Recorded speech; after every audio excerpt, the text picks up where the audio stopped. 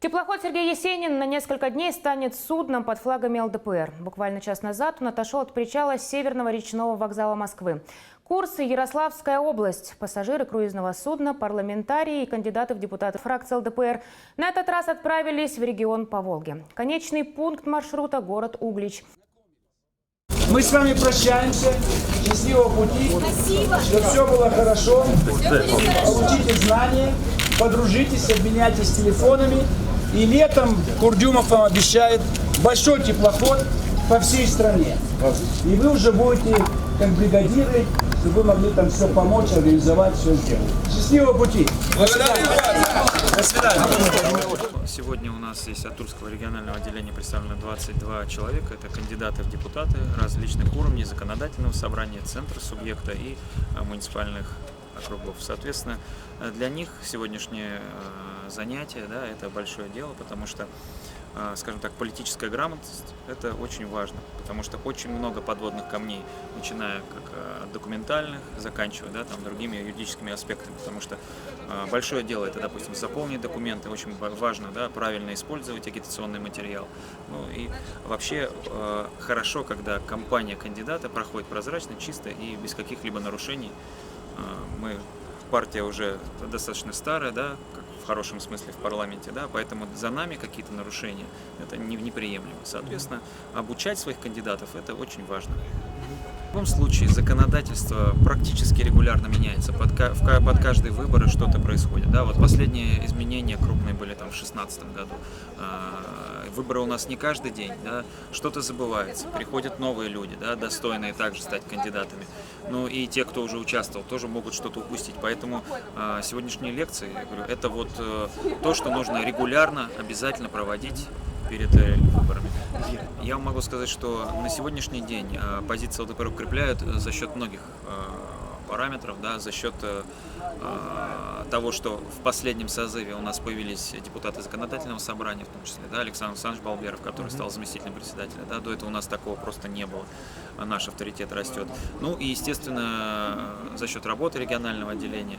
И есть момент, что сейчас есть такое, скажем так, протестное настроение к партии власти. Здесь эта история играет нам на руку, потому что, да, господа из партии власти сейчас совершают достаточно большое количество ошибок, на мой взгляд, стратегических, и люди не очень довольны. То есть я вам могу сказать, что люди, которые ходят кандидатами от партии власти, на 8 встречах из 10 у них возникают такие провокационные ситуации, где люди практически кидаются на кандидатов. Ну, для нас это, как бы это плохо ни звучало, для нас это только положительный момент. Я уже выдвинут кандидатом в депутаты Тульской областной думы и Тульской городской думы, конечно же. Как успехи?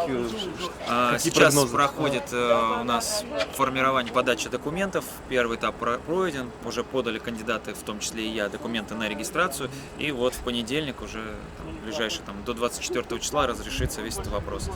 Ну, во-первых, мы идем в диалоге с избирательной комиссией, обо всем консультируемся, обо всем, что можно. Да, у нас есть свои члены и областной избирательной комиссии, которые активно нам помогают, и члены ТИКа, соответственно, в разных районах мы также имеем, поэтому у нас есть возможность все эти документальные, скажем так, тонкости, нюансы все узнать.